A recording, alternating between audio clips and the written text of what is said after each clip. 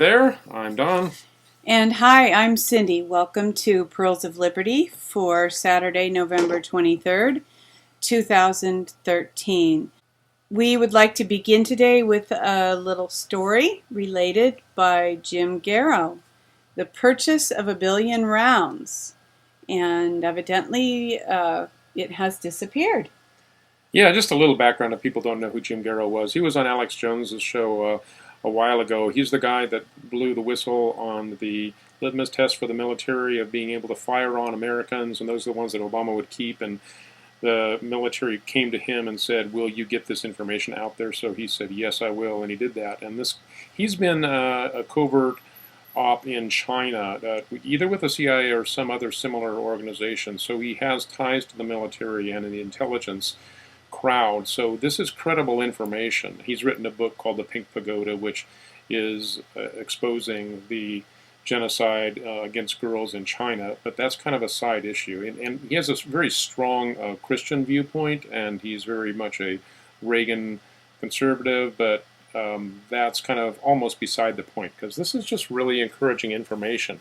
And of course, many people, if you're in touch with the Liberty Movement and Alex Jones, and you know about the purchase of 1.6 billion rounds of ammo by the Department of Homeland Security. So, here's a follow-up on that, and I'll just read it directly. The purchase of the billion rounds, plus, almost on a daily basis we hear little tidbits of good news.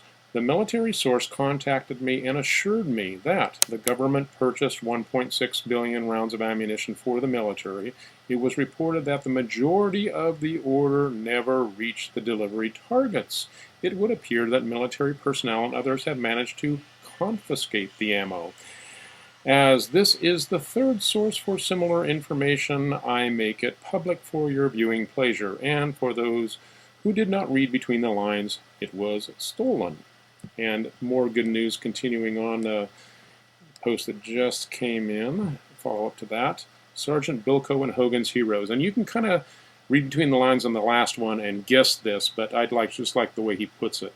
I never thought that I would have such a rush of memories when I was informed about the missing ammo purchased by Bathhouse Berry and his misanthropes in D.C. I used to rush home from school and turn on Hogan's Heroes and also Sergeant Bilko. Who would have thought that the antics and the non-cooperation would turn out to be the very thing that would provide America with a morale boost of the highest order? Colonel Clank, a.k.a. Obama, and his henchman, Sergeant Schultz, Valerie Jarrett. I can't stop laughing. Buffoons and bumblers getting taken advantage of by the very people who are supposed to be their prisoners. Ammo? What ammo? So, at the moment, we have America has Stalag 13, and the Nazis are commies under Obama, Axelrod, and Jarrett. And our military are running circles around them, all the while acting as if they are obeying their every order. Well, except for the nukes and the failed attempt at the timing the EMP attack perfectly with the sun in reverse polarity. Sorry about that, Colonel Klink, but as Shakespeare said, the plans of mice and men often go awry. Or was it Robbie Burns? One of them bards anyway.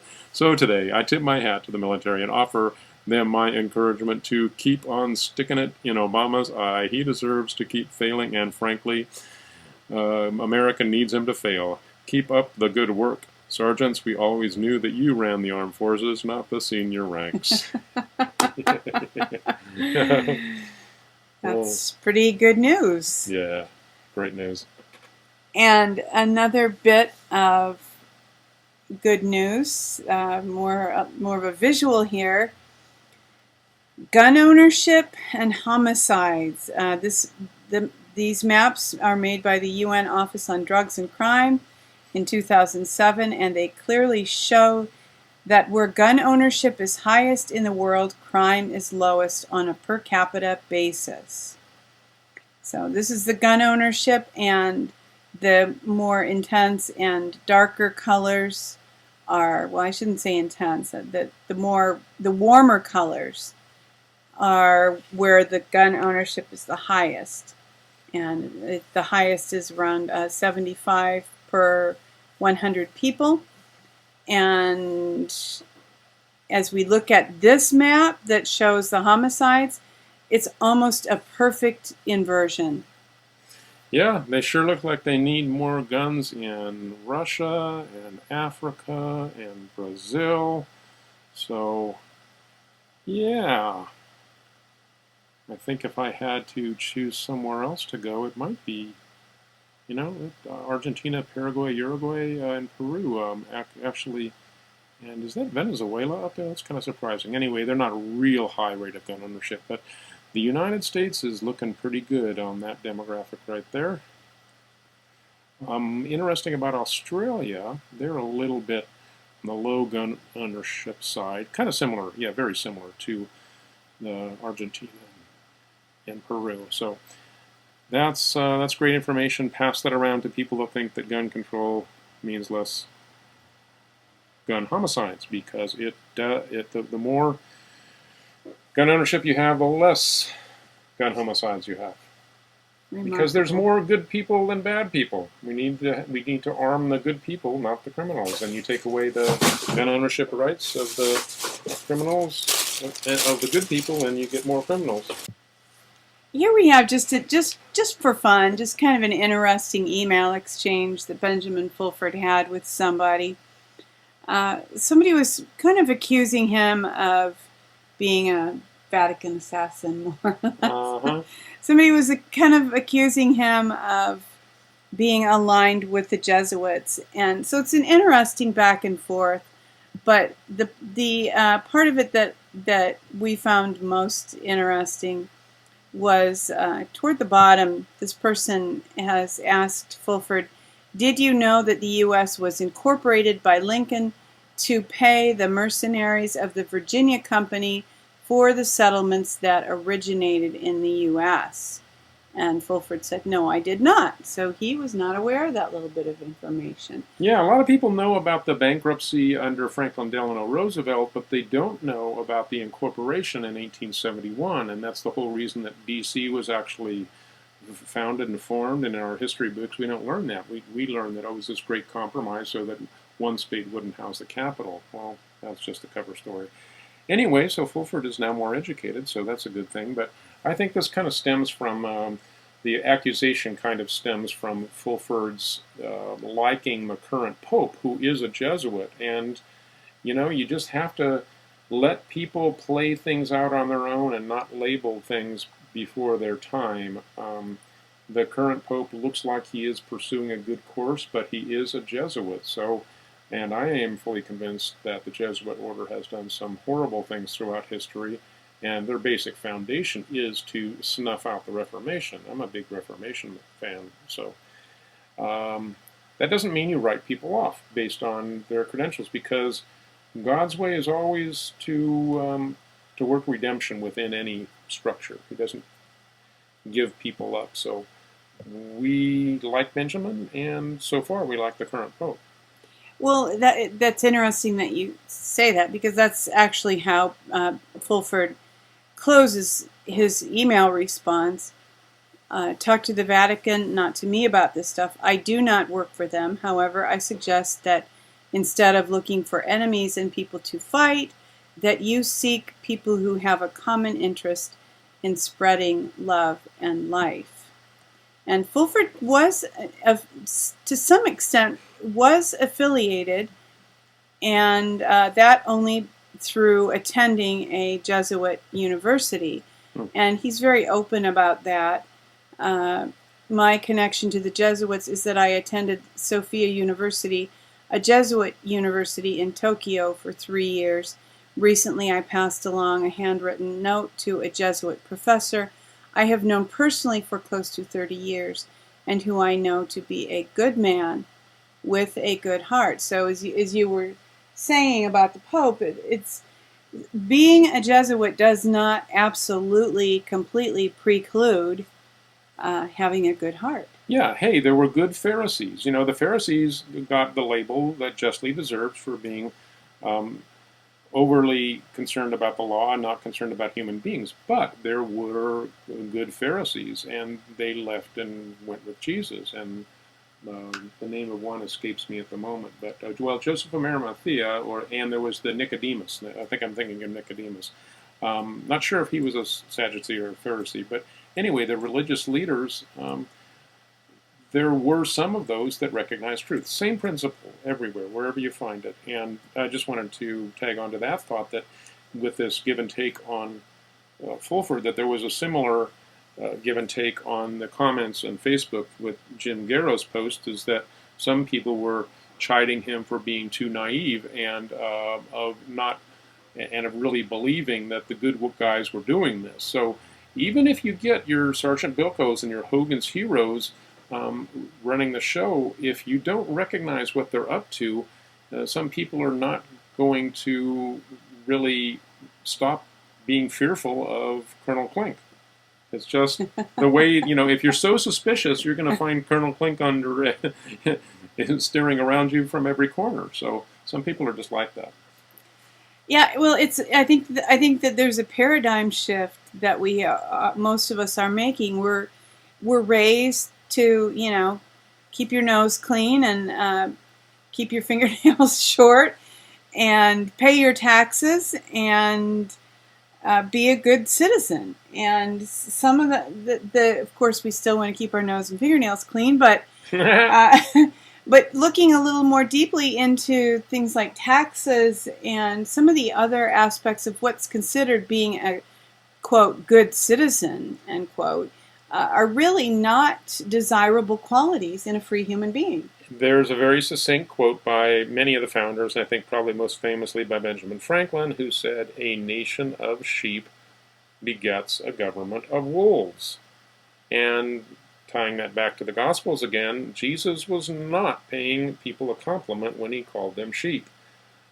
He said, my sheep, and he wanted to help bring the sheep up to a greater level of awareness and understanding, but you don't want to be sheep-like. You don't want to be just blindly following. You want to be questioning everything. That is the true path to knowledge and awareness. And thankfully, America is waking up, is growing up, and we see a bright horizon after some difficult turmoil. But thank God for the men and women in the military who are helping to expose the bumbling nature of the ineptocrats. Well, just because of the way we've all been raised, obey the police, go to school, listen to your teacher, and again, some of those paradigms, some of the way that we've been raised to be obedient, can really backfire in our faces. Well, looking back, though, I mean, in the era that we grew up in, there was some good parody of the power structure that has since fallen away, and we need to help in regaining. I'm thinking of things like Officer Judy on Saturday Night Live, and the stereotypical tough guy, in-your-face cop that was just fun to poke fun at. So we need more of that. This isn't really a fun clip here, but this helps you. And I think maybe if Alex has a weak point, maybe this is it. Is that he's so in your face that sometimes a little humor might help along the lines of the Sergeant Bilko type thing, or some of the stuff that kind of like what Mark Dice does, but he's mostly making fun of sheeple, but making fun of the power structure would be helpful.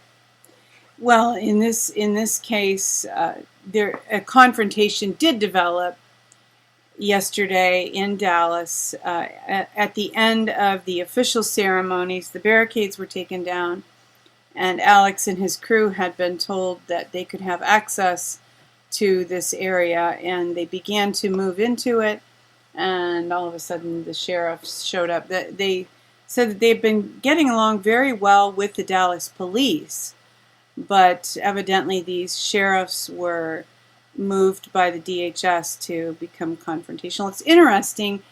These uniforms, you can't see it here, but I don't know what county that is, but these uniforms say Dallas Sheriff. Yeah, I think that is pretty interesting. I don't quite understand it because, normally sheriff's department is more rural and does not operate within incorporated areas. That's usually the police department that operates within incorporated areas. So Somehow they got some kind of claim on the jurisdiction here, maybe because it was a county landmark of some kind, so that they were the ones that got to come in and do their roughhousing, etc. So I'm not sure how that happened, but yeah, this was an interesting encounter. We should have set the stage a little bit here, saying that the event was commemorating the 50th anniversary of the assassination of JFK, and Alex was